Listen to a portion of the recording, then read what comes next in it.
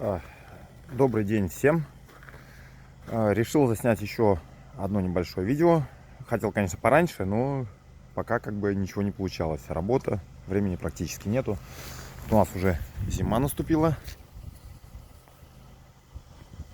Снег, морозец. Погода шепчет. Самое то для баньки. В общем, видео про стекла, про стеклоподъемники. Я думаю, у всех такая беда есть, что при подъеме очень сильно такое ощущение, как бы там песка насыпали в эти самые вот стекла, что прям открываешь, закрываешь невозможно. Ну, не знаю, у меня у друга на Жигулях и то приятнее, как бы стекла работают. Что хотел сказать? Долго думал, что тут может быть, как бы вот искал и что только не делал. Смазывал все это дело силиконом, промывал, там что я еще делал, парафином смазывал, то есть как бы кучу всего продумывал, даже наклеивал. Короче, есть такая тема, как вот антискрип. Я когда салон себе шумоизоляцию делал, я вот этим антискрипом вот все вот эти стыки изнутри вот все это проклеивал. Такая как лента, вот, типа как изолента, только такой вот велюровый идет, самоклеящийся. Наклеивал его сюда, вот в эти места туда, как бы, ну, чтобы стекло по нему ходило, как бы, ну, ничего не помогло, как бы, все как было, так и осталось. Вот, думал над этим, ну, блин, я не знаю, ну, очень долго, ну, когда время свободное было, вот придумывал, как бы это можно, этот вопрос решить. Тут чисто случайно вот у меня друг взял в раскат такую же машину, ну, только простую комплектацию. Он решил эту проблему буквально за, не знаю, за неделю. Я по его совету эту проблему решил за полчаса. Суть в том, что это все дело, скрип идет, это не резинки плохие, никакая не грязь туда не попадает. Вся проблема в стеклах. То есть есть несколько вариантов решения этих проблем. Начнем с самого сложного. Снимаем стекло и торцы обклеиваем, вот этот торец и вот этот. Обклеиваем обычной этой прозрачной пленкой, тонировкой, ну только прозрачной. Второй вариант. Можно также снять стекло и эти торцы отполировать именно на самом стекле. Потому что там просто само стекло, как бы, не знаю, что у них с завода так сделано, еще что-то, как бы. Ну, суть в том, что это проблема со стеклом, а не с резинкой. И есть третий вариант. Самый простой. Замучить стеклоподъемник. То есть надо просто-напросто, ну, блин, я не знаю, ну, раз 100 стекло опустить и поднять. После этого все пропадает. Стекло начинает работать идеально тихо, как и на всех остальных машинах. То есть вот мне друг сказал, я как бы не поверил, но решил поэкспериментировать. Он просто на такси работает, он каждый раз там открывает, закрывает стекла, чтобы вот там проветрить салон, еще что-то. И у него как бы это все притерлось. Я стал тоже как бы сел просто вот сегодня и стал это пробовать делать. Но единственное, что как бы с передышками надо делать, чтобы как бы сам моторчик стеклоподъемника там не сгорел, ничего там, не знаю, не перегрелся, как бы, потому что если ты будешь так часто открывать, закрывать. Ну, я вот таким образом делал, как бы вот до сюда вот опускал, ну, до середины, поднимал, опускал, поднимал, там, я не знаю, там раз 50, там 60, может, я как бы не считал.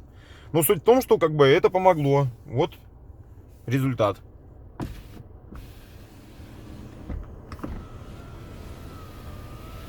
А теперь смотрим это стекло.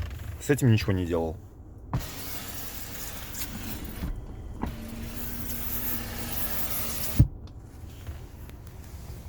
Вот сейчас попробуем то же самое проделать с этим стеклом. Я его ничем не мазал, ничего не делал. Но я не знаю, как бы сколько у меня, как бы. Ну, короче, в общем, давайте попробуем.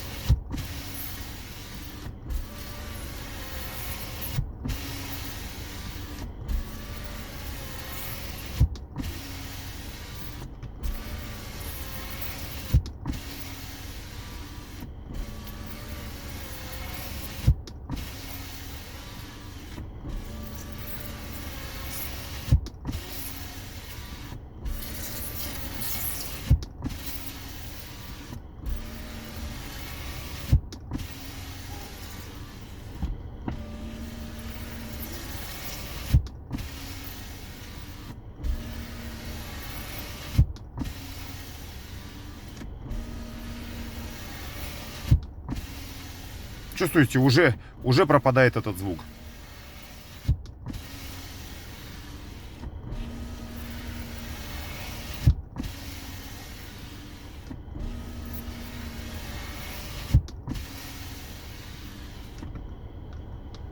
Давайте попробуем с этим.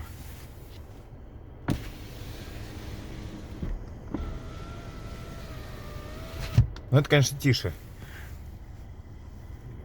И вот такая ситуация. Вот я несколько раз сделал, стеклоподъемник перестал работать. Вот сейчас вот он не работает. У меня то же самое было и на этом.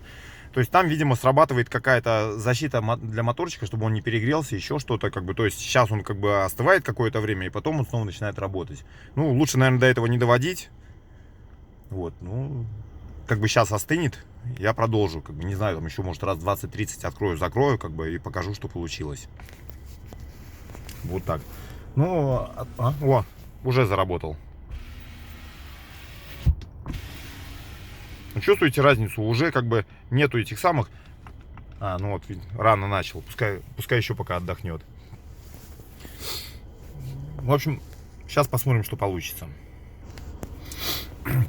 И пока стеклоподъемник остывает, пока я его не трогаю, хотел еще сказать вот, по поводу музыки. То есть я, когда машину покупал, на дилере мне кучу допов давали. Ну, сами знаете, от них не отказаться, как бы брать по-любому надо. Суть в том, что мне навязали шумоизоляцию. То есть пол и двери. Сделали, как бы, в принципе, как мне все фотографировали, как они салон разбирали, как они все проклеивали. Сделали, как бы, это лучше, чем ничего, чем вот ее вообще не было. Но когда, как бы, я залез туда внутрь и посмотрел, то есть у меня началось это с того, что я решил поставить сабвуфер. Потому что, как бы, после того, как они все проклеили, музыка стала, конечно, лучше, но мне не хватало объема. Вот я вот поставил такую вот, у меня вот бардак в багажнике. Вот такой вот от Урала, фирма «Активный сабвуфер». Как бы музыка стала в салоне хорошая, объемная, то есть то, что мне нужно. То есть у меня не стояла цели пугать там прохожих, пешеходов, там, чтобы меня все издалека слышали. Мне просто нужно было, чтобы у меня в салоне как бы был приятный объемный звук, когда я тихо слушаю музыку. Вот, и когда устанавливали сабвуфер, мы стали протягивать провода. Соответственно, снимали, как бы разбирали часть салона, чтобы протянуть провода. И, честно говоря, я охренел. По документам дилер взял с меня за шумоизоляцию, я сейчас точно не помню, но что там порядка 115 тысяч рублей. То есть где-то в нормальном сервисе можно, я думаю, это сделать тысяч за 50, за 60, все то же самое. Причем, как бы, дилер мне положил на пол самую тонкую, что ни на есть, материал, самый тонкий, которую на двери клеят. Они мне его там на пол положили. То есть это все то, что они сделали, конечно, надо переделывать. Двери я уже переделал. Я видео не снимал, потому что, как бы, из меня оператор так себе. Но, в общем, двери переделал. Пол, как бы, надо вскрывать и все это переделывать. То есть, потому что там они даже нормально не прокатали все это. Оно просто вот так вот кинуто, слегка вот придавлено, и все. То есть, как бы, эффект какой-то есть. Понятно, что это лучше, чем без шумоизоляции. Но, честно говоря, как бы, сделано очень похабно за такие деньги, как бы, тяп-ляп. Будем переделывать, когда будет тепло. Ну, сейчас не до этого. Я вот супруге на Kia Rio делал, как бы. Так у нее в машине вообще тишина. Понятно, что там у меня панорамная крыша, как бы, а я ей делал все полностью. И крышу, и... Понятно, что крыша влияет очень. Но я ей делал нормальными материалами, клеил, разбирал салон, все это проклеивал, собирал. Все делал это сам. Видео не снимал, только фотографировал вот, поэтапно. Потом как-нибудь выложу все эти фотографии. Ну, вот, так в ее машине ехать гораздо приятнее, потому что там намного тише, чем вот в этой машине. Как бы вот будем тоже переделывать, исправлять вот после дилера все вот эти, как говорится, косяки. Вот, как-то так. Ну, немножко у нас подостыл, наверное, продолжим.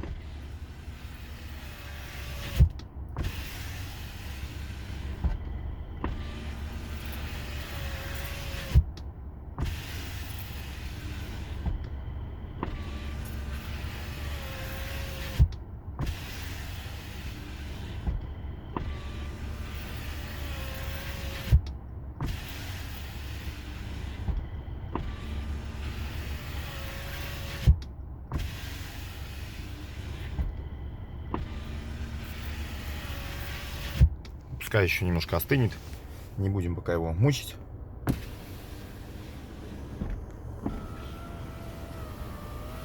Я не знаю, может быть, камера как бы всех звуков не передает, но вот это окно сейчас работает как бы в принципе как вот у жены в Рио, как у меня вот до этого там в Санта-Фе работал, с таким же звуком, все одинаковый звук. Нету этих скрипов или еще чего-то. То есть стекло, чем больше его опускаешь, поднимаешь, тем больше как бы стекло полируется, ну, стираются вот все вот эти на нем вот напылы вот стеклянные, там еще что-то как бы, и оно начинает нормально работать. То есть надо просто его немножко помучить. Без всяких смазок, без всяких силиконов, без парафинов, вот вообще ничего не надо. Просто тупо надо поработать с стеклоподъемником. Ну, либо снять стекло и просто полирнуть торцы, кому не лень разбирать дверь.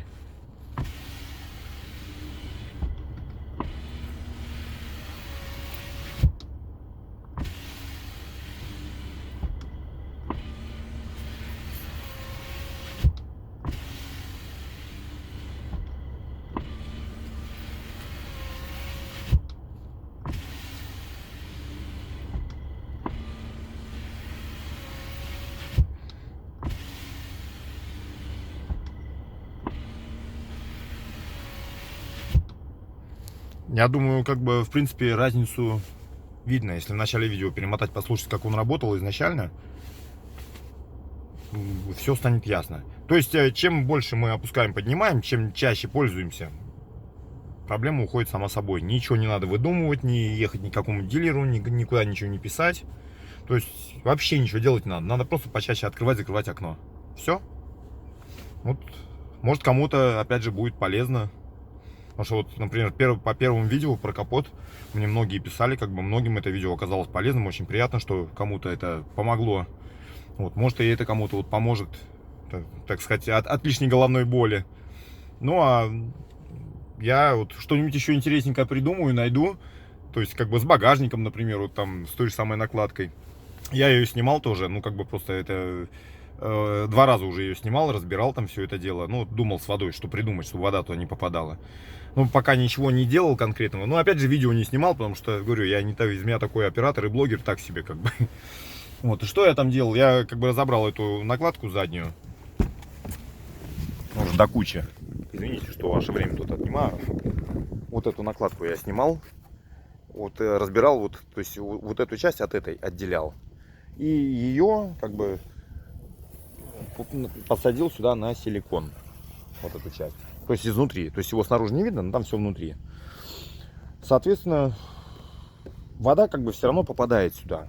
Но я бы сказал, процентов на 80 меньше. То есть где-то что-то все равно еще есть, но уже лучше. Если ее, конечно, полностью посадить на силикон, понятно, что вода не будет попадать. Но я пока этого не делаю, потому что на силикон приклеить всегда успею. Может, я потом придумаю что-то поинтереснее еще, чем вот ее тупо намертво навсегда приклеить и все. Поэтому пока вот так, как бы, в принципе, уже не критично. Ну, когда уж что-то придумаю, тогда расскажу. Так что так. Все. Может, кому-то будет полезно. Все. Всем пока.